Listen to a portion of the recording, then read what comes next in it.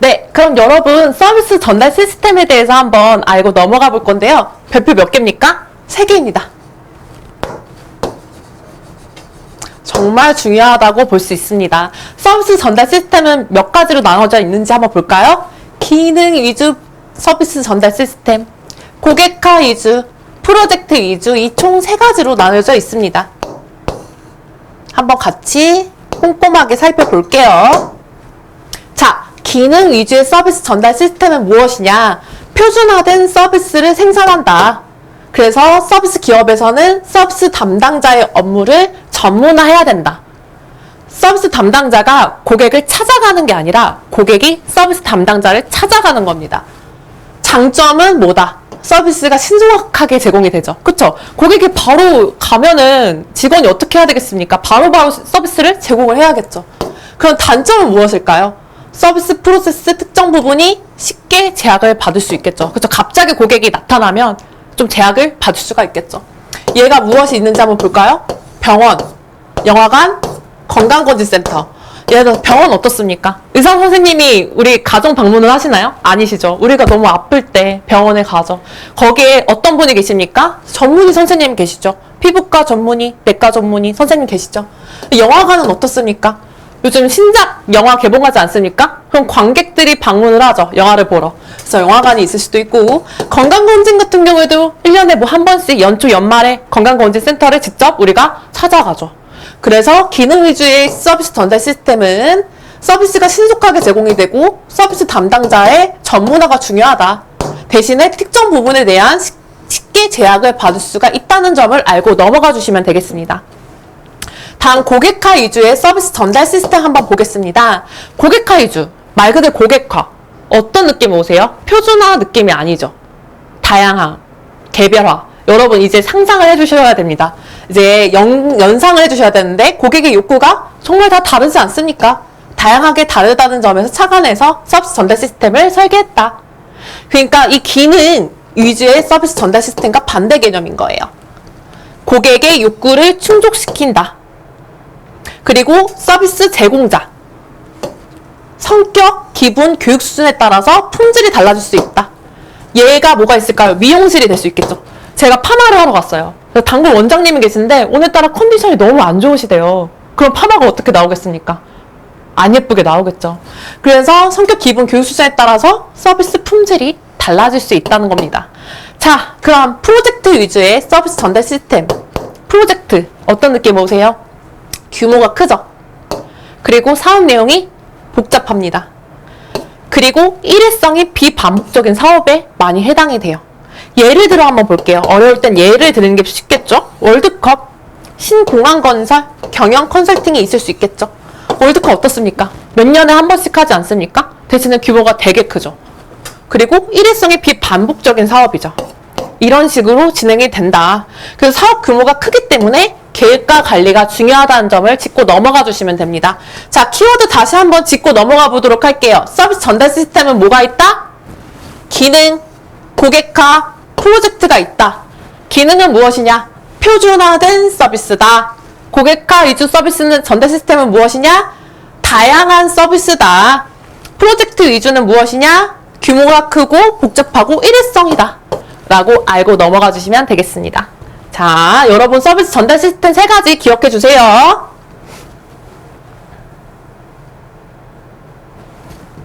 자, 그럼 서비스 구매 과정에 따른 관리를 한번 살펴볼게요. 여러분 구매하기까지의 관리가 정말 잘 필요한데 이 개념에 대해서 한번 살펴보도록 하겠습니다. 아까 초반에 제가 서비스 구매 과정이 몇 단계라고 말씀드렸었죠? 여러분? 3단계죠, 3단계. 그래서 구매 전, 구매 중, 구매 후가 있죠. 구매 전엔 어떻습니까, 여러분? 물건 사기 전에 어때요, 여러분? 대기하시죠. 대기 관리. 그 구매 MOT. 헉! MOT 또 나왔어요, 여러분. 뭐가 생각나세요? 진세의 순간, CU 앙칼슨, 스칸디나비아 항공 기억나시죠? 네, MOT, 구매 중, 구매 후, PC본 다이어그램 중요하다고 말씀드렸어요. 이렇게 3가지에 대해서 구매 과정에 대해서 다뤄볼 거예요. 네, 그러면 이제 구매 전부터 한번 볼게요. 별표 2개. 구매 전은 뭐가 있다? 대기 관리. 여러분, 맛집에 갔어요. 근데 대기가 거의 1시간, 2시간이래요. 여러분 기분이 어떻습니까? 안 좋겠죠. 그럼 또 찾아가고 싶으니까 별로 가고 싶진 않겠죠. 그렇기 때문에 대기 시간 관리가 너무 중요하다. 대기 시간 관리만 잘해도 재구매로 이어진다 라고 볼 수 있겠습니다. 그래서 우리 대기 전부터 한번 볼 거예요. 자, 학자 또 나왔네요. 누구시죠? 데이비드 마이스터. 네모 쳐주세요. 데이비드 마이스터의 대기 시간에 영향을 주는 통제 요인. 별표 몇 개입니까? 3개. 자, 데이비드 마이스터의 통제 요인은 총 3가지로 나눠져 있습니다. 기업의 완전 통제 요인, 그리고 기업의 부분 통제 요인, 그리고 고객이 통제하는 거. 이렇게 3가지입니다. 한번 한 개씩 뜯어볼게요. 기업이 완전 통제한다. 기업에서 완전 통제한다. 말 그대로. 자, 공정한 대기 시간. 예를 들어서 제가 9시에 먼저 와서 대기를 하고 있었어요. 근데 10시에 온 뒷사람이 먼저 서비스를 받아요. 이게 불공정한 거죠. 그래서 공정한 대기 시간이 중요하다는 겁니다. 두 번째, 편안한 대기 시간. 그쵸. 대기를 하고 있는데 막 소파도 없고, 막 덥고, 춥고, 막 이러면 너무 불편하지 않겠습니까? 그래서 편안한 대기 시간이 너무 중요하다. 그리고 확실하게 인지된 대기 시간이 중요하다. 예를 들어서, 고객님, 지금 다른 고객분들이 많으셔서 10분 정도 대기를 하셔야 되는데 괜찮으실까요? 이러면 웬만하면 대기를 하겠죠. 근데 너무 바쁘면 네, 다음에 올게요 하고 가지 않습니까? 그래서 세워라 내워라 기다리는 것보다 이렇게 차라리 확실하게 시간이 몇 시가 얼마나 걸린다고 얘기를 해주면 인지된 대기 시간을 통해서 조금 더 나을 수 있겠죠. 그리고 서비스의 자연스러운 발생 순서와 단계에 따른 대기 시간. 예를 들어서 피부과를 갔어요. 거기 코디네이터님이 이제 고객이 들어오자마자 고객님 어서 오세요. 네, 예약하셨나요? 네, 예약을 하셨으면 먼저 상담일지 작성해 주시고요. 우리 상담 실장님 먼저 보신 다음에 피부과 전문의 선생님 만나서 상담하실 거예요. 중간에 대기 시간 좀 10분 정도 발생하실 수 있는데 괜찮으시겠어요? 보통 이렇게 하시잖아요. 그래서 자연스러운 발생 순서와 단계에 따른 대기 시간을 얘기를 해준다는 겁니다. 자, 그 완전 통제를 해버렸어요. 그쵸? 불만이 생길 수가 없죠. 근데 기업의 부분 통제 요인, 즉 부분적으로만 선택적으로 통제한다는 겁니다. 점유 또는 무점유 대기 시간, 물건을 가지거나 안 가진 대기 시간, 이때만 부분적으로 통제한다는 겁니다. 그리고 불만 생길 수 있을 만한 대기 시간만 통제를 한다는 거죠. 그렇죠. 기업은 완전 통제와 부분 통제가 있다. 그럼 고객이 통제하는 건 뭘까요? 개인 또는 단체 유무에 따른 대기 시간. 예를 들어서 제가 웨이팅 하는데 혼자 기다려요. 그럼 시간이 좀 잘 안 가잖아요. 근데 만약 친구랑 같이 기다려요. 그럼 시간이 되게 즐겁겠죠. 어떻게 보면 친구랑 못다 했던 수다도 떨고, 그쵸? 개인 또는 단체 유무에 따른 대기 시간, 그리고 기다리는 시간에 같이 유무에 따른 대기 시간, 이런 게 있겠죠. 제가 최애 아이돌을 기다려요. 그럼 너무 설레서 기다리면서 되게 너무 좋겠죠. 근데 잘 모르는 아티스트를 기다리고 있어요. 그럼 시간이 최애 아이돌보다는 그렇게 막 빨리 가진 않겠죠. 그래서 가치 유무에 따른 대기 시간이 있을 수 있고요. 현재 고객 태도에 따른 대기 시간. 이게 무엇이냐. 제가 음식점에 갔는데 배가 너무 고파요. 어제부터 밥을 안 먹었어요. 그럼 여러분 어떨까요? 너무 힘들겠죠. 근데 제가 점심을 먹은 지 얼마 안 됐어요. 배가 별로 안 고파요. 그럼 어떻습니까? 기다리만 하겠죠. 그래서 현재 고객 태도에 따른 대기 시간도 통제 요인에 영향을 미친다라고 볼 수 있겠습니다. 자, 다시 한번 살펴볼게요. 데이비드 마이스터가 통제 요인을 얘기를 했는데 기업 완전 통제, 기업의 부분 통제, 고객의 통제를 얘기를 했다. 3가지로 나눴고 거기에 대해서는 이런 것들이 있다. 여러분 어렵게 생각하실 필요 없어요. 이렇게 생각해 주시면 편할 것 같은데, 예를 들어서 제가 맛집에 갔어요. 근데 여기가 되게 대기 시간 웨이팅이 긴 곳이에요. 그런 걸 상상하시면서 그려보시면 크게 어려운 거는 없습니다. 자, 이거 외워주세요. 자, 그럼 대기를 웨이팅을 어떻게 관리를 하면 좋을까 한번 살펴볼게요. 생산 관리 방법과 고객 인식 관리 방법, 이 2가지가 나눠져 있습니다. 생산 관리 방법에는 기업 서비스 방법, 그러니까 기업에서 방법을 변화를 하는 거예요. 그래서 방법 프로세스를 변화시켜서 대기 시간을 감소시킨다. 뭐가 있는지 한번 볼까요? 1번 예약 활용, 커뮤니케이션 2번 활용, 3번 공정한 대기 시스템 구축, 4번 대안 제시. 여러분 어떤 느낌 오시나요? 이제 익숙하시죠? 객관식입니다. 자, 예약 활용은 뭐가 있을까요? 여러분들 비행기 탈 때 보통 직접 가서 예약하지 않으시죠? 보통 어플로, 인터넷으로, 스마트폰으로 예약하고 가시잖아요. 그쵸? 병원도 요즘에 예약하기 힘들어서 미리 전화 예약하고 가시죠. 레스토랑도 어떻습니까? 맛집이나 진짜 좀 돈 비싼 레스토랑 같은 경우에도 미리 예약하고 가시잖아요. 그래서 예약 활용을 통해서 대기 시간을 줄일 수가 있다. 그리고 커뮤니케이션 활용, 소통, 바쁘거나 한가한 시간을 안내. 예를 들어서 이제 예약을 하려고 하는데 1시 예약할게요 했더니 고객님 1시에는 너무 번잡하니 2시에 방문해 주시면 좀 여유 있게 식사 가능하신데 2시는 어떠실까요? 라고 물어볼 수 있죠. 그래서 그런 식으로 번잡한 시간을 조금 더 조율할 수 있다는 겁니다. 바쁘거나 한가한 시간을 안내함으로써 소통을 통해서 그쵸? 얘기해 줄 수 있겠죠. 그리고 업무 프로세스 사전 안내. 아까 말씀드렸던 피부과처럼 고객님 오시면 환자님 오시면 내방 해주시면 우리 상담 실장님 코디네이터님이랑 상담하시고 그 다음에 상담 전문의 선생님이랑 얘기하실 거예요. 약간 이런 식으로 사전 안내를 통해서 소통할 수 있다는 겁니다. 세 번째, 공정한 대기 시스템. 네. 번호표 대기선. 번호표. 은행 최근에 가보신 적 있으신가요? 그쵸. 은행은 뭘 뽑습니까? 가자마자. 번호표부터 뽑죠. 1번, 2번, 3번. 이렇게 번호표를 뽑아서 공정하게 대기를 한다는 겁니다. 대기선은 뭐가 있을까요? 여러분, 마트 가시면 계산대 뭐가 있습니까? 대기선 다 서고 계시죠? 그쵸? 대기선이 있죠. 대안 제시. 그쵸? 만약에 이런 것들을 못하면 대안이 뭐가 있을까? ARS. 전화할 때 ARS 몇 번 누르세요. 1번 부서, 2번 부서. ATM, 그쵸? 은행, 그쵸? 은행 거기 대면보다는 비대면으로 창구에서 ATM 기기를 통해서 돈을 뽑을 수 있죠. 자동이체, 그쵸? 자동이체, 인터넷 활용, 또 뭐가 있을까요, 여러분? 어플, 스마트폰, 키오스크 이런 게 있을 수 있겠죠. 그래서 총 4가지 생산 관리 방법들이 있다. 그럼 고객 인식 관리는 뭐가 있을까요? 고객이 느끼는 체감 시간을 줄여준다. 체감 시간, 그쵸? 이것도 4가지죠. 객관식. 자, 첫 번째, 서비스 시장 느낌을 제시한다. 도우미 안내. 자, 레스토랑 가자마자 고객님 환영합니다. 무엇을 도와드릴까요? 어느 좌석에 앉으시겠어요? 뭐 예약하셨습니까? 그래서 도우미 안내를 통해서 서비스가 시작이 된다는 걸 알면 조금 더 체감 시간이 줄어들겠죠. 나 이제 지금 응대받고 있구나 라는 느낌이 들지 않겠습니까? 두 번째, 접수 대행이 있습니다. 그쵸? 접수를 또 대행해 줌으로써 내가 좀 체감 시간을 줄일 수 있겠죠. 그리고 계속 나오죠. 예상 대기 시간 안내, 인지된 대기 시간. 고객님 10분 정도 기다리셔야 되는데 괜찮으시겠습니까? 하면 세워라 내워라 보단 낫겠죠. 그리고 고객 유형에 따른 대응. 은행 같은 데 가면 어떻습니까? VIP 전담 창구가 있지 않습니까? 그래서 이렇게 고객 유형별로 창구를 마련해서 대응을 할 수도 있겠죠. 그리고 중요한 이용되지 않는 자원을 숨긴다. 이게 도대체 무슨 말일까요? 일하지 않는 직원, 사용되지 않는 시설은 눈에 보이지 않게 한다. 예를 들어서 이런 거예요. 제가 레스토랑에 갔어요. 웨이팅을 하고 있는데 아니 테이블이 많이 비어 있어요. 근데 내가 입장을 못 해요. 그럼 어떻습니까? 고객 입장에서.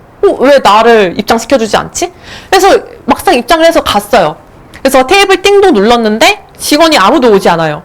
분명히 저 직원분들 쉬고 있는데 나를 응대해주지 않는다는 거예요. 그럼 여러분도 어떻습니까? 불만이 생기겠죠.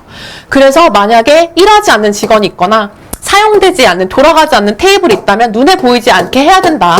이게 체감 시간을 줄여준다라고 보실 수 있겠습니다. 그럼 키워드 한번 정리하고 넘어갈게요. 대기 관리 방법에는 뭐가 있다?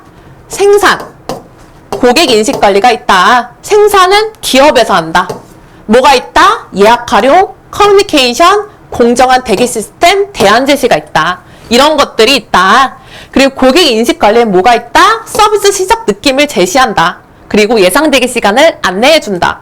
그리고 고객 유형에 따른 대응 이런 것들이 있고 이용되지 않는 자원을 숨긴다. 이런 식으로 알고 넘어가 주시면 되겠습니다.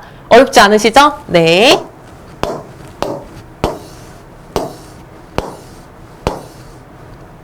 자, 데이비드 마이스터 선생님 또 나오셨습니다. 여러분들 아까 우리가 계속 다뤘던 내용을 정리한 거예요. 그렇기 때문에 한 번 더 짚고 넘어가 볼게요. 영국의 경영학자 데이비드 마스터 선생님 대기관리의 8원칙. 자, 첫 번째, 아무 일도 안 할 때 대기가 더 길게 느껴진다. 여러분들 혹시 상상해 보셨습니까? 스마트폰이 없는데 1시간 동안 웨이팅 하는 걸 한번 상상해 보셨습니까? 너무 길게 느껴지죠. 그래서 기업이나 뭐 약간 레스토랑이나 병원에서 대기 장소 어떻습니까? 폭신한 소파가 있고요. 쾌적한 에어컨과 정수기와 차와 잡지들이 있죠. 그래서 아무것도 안 할 때는 대기 시간이 더 길게 느껴질 수밖에 없겠죠. 잘 관리를 해줘야 됩니다. 대기 공간을. 두 번째, 구매 전 대기가 더 길게 느껴진다. 그렇죠.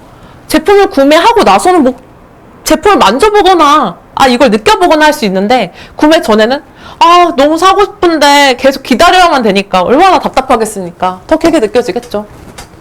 세 번째, 근심은 대기를 더 길게 느껴지게 한다. 그쵸? 내 마음이 편치 않아요. 불안해요. 이거 살 수 있을지 없을지 모르겠어요. 그러면 더 길게 느껴지겠죠. 4번, 언제 서비스를 받을지 모른 채 무턱대고 기다리면 대기는 더 길게 느껴진다. 계속 나오죠. 인지된 대기 시간과 인지되지 않은 대기 시간은 다르다. 5번, 원인을 모르는 대기는 더 길게 느껴진다. 그쵸? 내가 왜 기다리는지 몰라요. 그쵸? 그럴 때는 더 길게 느껴질 수밖에 없겠죠. 6번, 불공정한 대기는 더 길게 느껴진다. 그쵸? 제가 9시에 왔는데 10시에 온 뒷사람이 먼저 서비스를 받아요. 그럼 더 길게 느껴지겠죠. 7번, 대기는 가치가 적을수록 더 길게 느껴진다. 그쵸? 내가 진짜 먹고 싶은 돈가스를 기다리는 것과 그냥 백반? 그냥 배고파서 먹는 백반을 기다리는 것과 그 길게 느껴지는 정도가 다르겠죠. 8번, 대기는 혼자 기다리면 더 길게 느껴진다. 그쵸? 친구랑 기다리는 것과 혼자 기다리는 거는 다르죠. 그래서 아까 다 봤던 내용입니다. 데이비드 마이스터 대기관리 8원칙은 이 8가지로 이루어진다라고 알고 넘어가 주시면 되겠습니다. 자, 그럼 휘하체의 대기에 대한 수용 가능성 한번 볼게요. 별 2개. 그러니까 대기, 기다림을 인정할 수 있는 그런 가능성에 대해서 얘기를 한다고 생각하시면 돼요. 한번 살펴볼게요. 자, 대기에 대한 수용 가능성이란 서비스 위에 기다려야 하는 시간이 고객의 기준에 합당한지 여부를 말한다. 우리 사람마다 다 상대적인 기준이 다르죠. 그래서 내가 수용할 수 있는 그 기준에 합당한지 여부를 말하는 거예요. 그러니까 고객의 대기에 대한 기대와 실제 지각된 대기 시간, 그 갭 차이가 불일치할 때는 수용 가능성의 조절 역할을 하기도 하죠. 예를 들어서 내가 10분 기다릴 줄 알고 왔는데 20분 기다려요. 그럼 불일치하죠. 이거 내 수용 가능성이 좀 낮아지겠죠. 그 지각된 대기 시간 또 나왔네요. 지각된 대기 시간은 수용 가능성, 고객의 수용 가능성에 영향을 미치죠. 그쵸? 10분 기다린다고 하면 10분 정도 기다릴 수 있지라고 하지 않겠습니까? 그리고 고객이 서비스를 통해 얻고자 하는 혜택이 클수록 대기를 수용하고자 하는 경향이 커진다. 예를 들어서 이런 거죠. 여기서 고객님 10분만 기다려주시면 제가 50% 세일 해드리겠습니다. 어떻게 기다리시겠습니까? 하면 저는 기다립니다. 그쵸? 혜택이 클수록 대기를 수용하고자 하는 경향이 커지죠. 그리고 대기를 하는데 통제력이 나한테 있을 때 그때 수용 확률이 높아지죠. 그런 거죠. 제가 스스로 기다리고 싶어서 기다리는 거예요. 그리고 반면에 누가 기다리라고 해서 억지로 기다리는 거예요. 어떤 게 더 크겠습니까? 그쵸? 통제력이 자신에게 있을 경우 대기에 대한 수용 확률이 높아지겠죠. 자, 별표 3개. 대기로 인한 수용 가능성에 영향을 미치는 요인. 그 위에 있는 내용들을 키워드로 정리한 겁니다. 여러분. 자, 네모 쳐주세요. 기회비용. 그쵸? 대기 환경 너무 중요하죠? 지각된 대기 시간 자주 나왔죠, 오늘. 그리고 기대 불일치의 안정성. 예상된 대기 시간과 실제 대기 시간이 같은지 안 같은지 통제할 수 있는지 내가. 그리고 이게 얼마나 중요한지, 거래 중요도. 자, 느낌 오시죠? 1번, 2번, 3번, 4번, 5번, 6번. 틀린 것을 고르시오 하시면 여러분들 잘 맞춰주실 수 있어야 됩니다. 네, 어렵지 않으시죠? 그러니까 계속 말씀을 드리지만 내가 식당에 갔는데 웨이팅을 해요. 그런데 내 입장에서 생각해보면 이게 아마 이해가 되실 거예요. 네, 대기열의 유형의 특징에 대해서 한번 알아보도록 하겠습니다. 대기열의 유형은 다중대기열, 단일대기열, 그리고 번호표가 3가지가 있죠. 다중대기열은 뭘까요? 서비스 현장에 도착한 다음에 어느 대기열에서 대기해야 되는지, 이동해야 되는지 본인이 결정해야 되는 거예요. 예를 들어서 이런 거죠. 마트 계산대를 가면 어떤 줄이 짧을지 어디서 대기를 할지 우리가 결정하지 않습니까? 그게 바로 다중대기열입니다. 그럼 단일대기열은 뭘까요? 대기 시간의 공정성이 보장이 되고 어느 대기열에서 대기해야 되는지 고민하지 않아도 된다. 그러니까 다중대기열과 반대되는 개념이죠. 끼어들기 문제가 없어요. 그쵸? 근데 줄이 너무 길어지면은 나 포기할래 이렇게 되는 거죠. 어떤 게 있을까요? 화장실에서 줄 서면 어떻게 되죠? 보통 일직선으로 줄 서고 칸이 빠지는 순서대로 거기에서 들어가죠. 그래서 새치기가 있을 수가 없어요. 단일 대기열. 번호표가 뭐가 있을까요? 가장 많이 나오는 은행 그쵸? 1번 고객님, 2번 고객님, 3번 고객님. 근데 3번 고객님인데 내가 스마트폰 하다가 지나가면 어떻게 되죠? 또 뽑아야 되죠. 그래서 호명 순서에 주의를 기울여야 된다 라고 알고 넘어가시면 되겠습니다. 자, 그러면은 대기 행렬 모형에 대해서 한번 볼게요. 우리 유형 별 몇 개죠? 3개죠. 자, 여러분 어렵게 생각하실 필요 없어요. 말 그대로 그냥 단어 그대로 이해해 주시면 돼요. 단일 채널의 단일 단계 대기 시스템. 단일 채널은 뭐다? 하나의 일직선으로 쭉 빠진다. 그래서 단일은 서비스 시설이 딱 한 번 나옵니다. 고객이 도착해서 대기 연결을 거쳐서 서비스 시설까지 출발. 그쵸? 딱 한 번만 나와요. 근데 단일 다중 단계는 어떻습니까? 똑같이 일직선이죠. 근데 뭐가 나옵니까? 서비스가 2번 나오죠. 이렇게 이해하시면 됩니다. 어렵지 않아요. 자, 그러면은 다중 채널 한번 볼까요? 다중 채널은 어떻게 되어 있을까요? 뭔가 복잡하죠? 다중 채널은 약간 이렇게 분산이 되어 있어요. 그래서 다중인데 단일이다. 그럼 어떻게 되었나? 자, 서비스설이 2개 나오죠. 그래서 이렇게 뻗어 있는데 2개밖에 안 나와요. 근데 다중은 어떻습니까? 보자마자 다중 느낌 오시죠? 서비스 단계가 총 4개가 나옵니다. 그래서 단일은 한 번만 나오는데 서비스설이 2번 나오는지 한 번 나오는지 보시면 되고, 다중 단일 같은 경우에는 서비스설이 2개가 나오는지 4개가 나오는지 이 그림을 이해하시면 크게 어렵지 않으실 거예요. 그래서 한 번 더 얘기하면 대기 행렬 모형은 총 4가지로 나눠져 있는데 단일 다중, 다중 단일, 다중 단계 시스템으로 나뉘어져 있다라고 이해하시면 되겠습니다. 자, 그러면 드디어 구매 과정에 들어왔어요. 여러분, 구매 중 아까 뭐라고 말씀드렸습니까? MOT 뭐가 생각나세요? 스칸디나비아 항공 야칼슨 CEO 생각나시죠? 그래서 구매 중 별 2개, 구매 과정. MOT 진실의 순간은 고객이 기업 직원 또는 특정 자원을 만나는 그 찰나의 순간. 그쵸? 여러분 소개팅을 나갔잖아요. 근데 소개팅 하시는 분의 첫인상, 딱 만나자마자 그 느낌, 그 진실의 순간을 말하는 거랍니다. 그래서 직간접적인 순간들이 합쳐져서 서비스의 전체적인 평가를 할 수가 있겠죠. 그래서 MOT 사이클 중 한순간만 관리하는 게 아니라 전체를 관리를 해줘야 된다는 겁니다. 그리고 서비스 제공자와 고객의 요구가 다를 수 있겠죠. 왜냐하면 고객의 요구는 너무 다양화되어 있지 않습니까? 그렇기 때문에 서비스 제공자는 항상 고객의 입장에서 경청하는 자세가 필요합니다. 그래서 항상 기업 같은 데 가보면, 마트에 보면은 백화점 고객의 소리를 듣는 그런 창구가 있지 않습니까? 그래서 경청하는 자세가 너무 필요하다라고 알고 넘어가 주시면 되겠습니다. 자, 그럼 서비스 접점의 정의에 대해서 한번 볼게요. 서비스 접점은 서비스 환경에 있어서 사람 간에 직접적으로 대면하는 티키타카, 상호작용을 이야기한다. 인적 요소 간의 상호작용뿐만 아니라 여러 가지 요소들이 추가되면서 고객이 직접 서비스와 대면하는 동안에 시간으로 개념이 확대되었다라고 알고 넘어가 주시면 되고요. 여러분, 중요한 거는 우리 학자들이죠.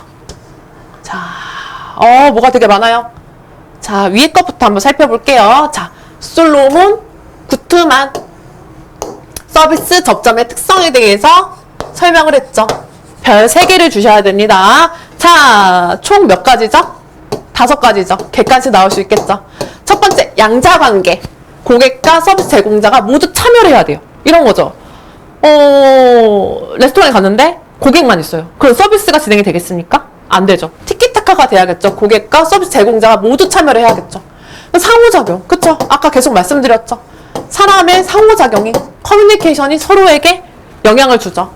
그 제한성은 또 뭐가 있겠습니까? 제공되는 서비스에 따라서 제한을 받기도 하죠. 그리고 목표 지향성. 목표로 하는 서비스 역할 수행이 되어야 되고, 정보 교환이 뭐가 있습니까? 고객과 제공하는 사람 직원 간의 정보가 오고 가고가 필요하겠죠? 그런 교환 과정이다 라고 생각해 주시고 넘어가 주시면 되겠습니다. 자, 그럼 다음 학자 쇼스타 솔로몬의 서비스 접점의 유형. 아까는 특성에 대해서 봤는데 이번엔 유형에 대해서 볼 거예요. 유형은 뭐가 있느냐? 첫 번째 원격 접점, 두 번째 전화 접점, 세 번째 대면 접점. 한번 볼게요. 원격 접점. 어떤 느낌 오세요? 비대면 느낌 오시죠? 자, 인적 접촉이 없대요. 맞죠? 비대면이에요. 그래서 예를 들어서 뭐가 있을까요? ATM 기기, 은행 ATM 기기가 있죠? 키오스크 요즘 많이 쓰지 않습니까? 자동 판매, 우편물 이런 게 있을 수 있겠죠. 그럼 전화 접점은 뭐가 있을까요? 콜센터. 그쵸? 홈쇼핑 보면 뭘로 주문하죠? 요즘에 뭐 어플로 주문하기도 하지만 전화 주문이 가장 기본적이죠. 그쵸? 대면 접점, 말 그대로 대면이 뭘까요? 사람과 사람 간이 마주치는 대면, 인적 자원, 서비스 제공자와 고객이 직접 만나서 이루어지는 접점 서비스다. 뭐가 있을까요? 예를 들어서 계속 얘기하는 레스토랑, 호텔, 항공사는 유명한 대면 접점 서비스 중에 예시죠. 자, 그럼 키워드로 한 번 더 보고 짚고 넘어가도록 하겠습니다. 솔로몬 구트만의 서비스 접점 특성은 양자관계, 상호작용, 제한성, 우표지향성, 정보 교환이 있다. 근데 쇼스탁 솔로몬은 접점의 유형을 세 가지로 나눴다. 뭘로 나눴다? 원격 접점, 전화 접점, 대면 접점이 있었다. 헷갈리시면 예시를 기억하시면 돼요. 원격은 뭐 키오스크, 전화는 홈쇼핑 전화, 대면 접점은 레스토랑. 이런 식으로 기억하시고 넘어가 주시면 되겠습니다.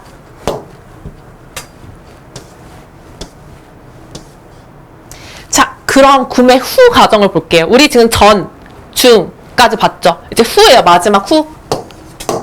자, 의 PC본 다이어그램. 여러분 중요하다고 했죠? PC가 뭡니까? PC. 생선이죠. 네, 생선 같나요? 네. 그 본은 뭘까요? 뼈죠. 생선뼈 그림. 특성 요인 분석이라는 뜻입니다. 원인이 어떻게 작용하고 결과에 어떤 영향을 미치는지 분석하는 도구. 네, 다이어그램이죠. 그럼 PC본 다이어그램의 특성에 대해서 한번 살펴볼게요. 이거 외워주셔야 되는데 지금 기역, 니은, 디귿, 리을, 미음, 객관식. 일본의 카오루 이시가와가 개발을 했다. 이분 나올 수 있습니다. 외워주셔야 돼요. 암기가 답입니다, 여러분. PC본 다이어그램은 누가 개발했다? 카오루 이시가와가 개발했다. 그리고 PC본 다이어그램 뭐라고도 얘기를 하냐? 특성 요인 분석 기법이라고도 얘기하지만 인과관계 도표라고도 얘기를 한다. 그래서 주요 원인과 거기 밑에 있는 하위 원인들의 하나의 결과를 나타냄을 보여준다. 그리고 물고기 뼈라고 말씀드렸죠. 그래서 물고기 뼈 도표라고도 한다. 그래서 PC본 다이어그램은 특성 요인 분석 기법이라고도 하고 인과관계 도표라고도 하고 물고기 뼈 도표라고도 세 가지로 얘기를 한다. 그리고 브레인스토밍 툴로도 활용이 되죠. 브레인스토밍 뭐가 있습니까? 예를 들어서 사랑이라는 단어가 있으면 막 따뜻해, 빨간색, 핑크색, 좋아, 막 이렇게 막 떠오르는 대로 말하는 걸 브레인스토밍이죠. 브레인스토밍 툴로 활용되기도 하고, 그리고 마인드 매핑과 핵심 아이디어만 기록한 브레인 라이팅의 장점을 혼합한 것이다. 되게 좋게 좋은 것만 쪽쪽 뺐다는 거죠. 그리고 해결할 문제를 머리에 두고 원인과 결과는 물고기 뼈에 따라서 종류의 가지를 분류하며 원인은 그 가지 옆에 둔다는 거죠. 네, 이렇게 지금 이의를 한번 살펴보셨는데요. 그림을 보시면 더 쉽게 이해하실 수가 있을 것 같아요. 자, 그럼 PC본 다이어그램 그림을 보고서 한번 살펴보도록 할게요. 단계별 흐름입니다. 별 3개 주세요. 생선이에요. 생선 뼈 모양이에요, 여러분. 아까 여기가 머리예요, 여러분. 이게 뼈고요. 이제 요인들이 뼈로 가지치기 되어 있고 특성, 결과가 이렇게 나와 있죠. 한번 볼까요? 자, 1번, 2번, 3번, 4번, 5번. 명확한 문제 정의. 해결하고자 하는 문제나 주제를 정의를 할 수 있다. 그리고 요인을 도출할 수가 있죠. 아까 브레인스토밍 말씀드렸죠. 그리고 세부 요인을 범주할 수 있다. 이렇게 나눌 수 있다. 그 요인 분석을 할 수 있다. 주요 원인에 대한, 범주에 대한 세부 사항을 검토할 수 있겠죠. 그럼 어떻게 될까요? 근본 원인 확인. 우리 원인을 알 수 있어야 되죠. 우리 원인 파악하기 위해서 이거 하는 거 아니겠습니까? 그래서 요인을 한 개씩 한 개씩 제거하는 거죠. 아, 이것도 아니고 저것도 아니야. 그럼 이게 맞네? 그렇죠. 원인을 알 수 있겠죠. 그래서 해결 방안을 도출할 수 있다. 이게 바로 목표입니다. 자, 우리 항공기 출발 지연 분석을 위한 PC본 다이어그램 작성 사례. 이거 진짜 시험에 많이 나와요, 여러분. 이 그림 완전 이해해 주셔야 돼요. 자, 출발 지연이 문제예요. 출발 지연이 도대체 왜 됐을까? 직원들이랑 같이 토의하는 회의 시간이라고 생각해 보세요, 여러분. 그래서 출발 지연의 원인들이 있겠죠. 이거를 범주하고 분류한 거예요. 그래서 결론적으로 한 개씩 지어가면서 아, 출발 지연이 뭐뭐 때문에 됐구나 라고 알 수 있겠죠. 한번 살펴볼게요. 절차, 정보, 후방 인력, 전방 인력, 시설 장비, 원자재 공급 이런 것들이 있을 수 있겠죠. 그래서 절차는 뭐가 있을까요? 여러분 체크인 하지 않습니까? 아, 체크인 좀 늦어졌나 봐 라고 생각할 수도 있고, 아, 승객이 좀 늦게 탑승했네? 그래서 늦었나? 라고 생각할 수도 있겠죠. 그리고 정보, 출발 방송이 좀 부실했다든지 전간판에 안 떴다든지, 아, 그래서 늦어졌나? 혹은 전방 인력은 누가 있겠습니까? 보이는 인력, 조종사나 승무원, 스튜디오스가 있겠죠. 그래서 그분들이 도착이 지연이 돼서 좀 늦어졌다던가. 후방 인력은 누가 있을까요? 미아 하시는 직원분들이 계시겠죠. 그래서 기내 청소가 지연이 됐다던가. 그럼 시설 장비는 뭐가 있을까요? 항공기 출구 진입이 지연됐다던가, 기계적인 문제가 있었다던가, 이런 게 될 수 있겠죠. 원자재 공급도 뭐 나올 수 있겠죠. 원료 공급이 지연됐다던가, 기내식 서비스가 좀 늦어졌다던가. 그럼 여러분 어떻습니까? 우리 회의를 하고 있어요. 아, 이게 문제일까 저게 문제일까? 서로 얘기를 하겠죠. 아, 절차는 아니에요. 오늘 뭐 늦은 사람도 없었고 체크인도 잘 됐어요. 그리고 정보도 잘 됐고요. 위화도 잘 됐고요. 전방도 다 문제가 없습니다. 아, 알고 보니까 이거네 라고 해서 결과를 도출해낼 수 있겠죠. 이게 바로 PC본 다이어그램이고요. 이 그림은 시험 문제에도 자주 나오기 때문에 잘 살펴보시길 바라겠습니다. 그래서 오늘 PC본 다이어그램에 대해서 설명드렸는데요. 이 색소표 모양 도표는 잘 이해하시고 넘어가 주시길 바라겠습니다. 오늘 여기까지 하고 마치도록 하겠습니다. 수고 많으셨습니다.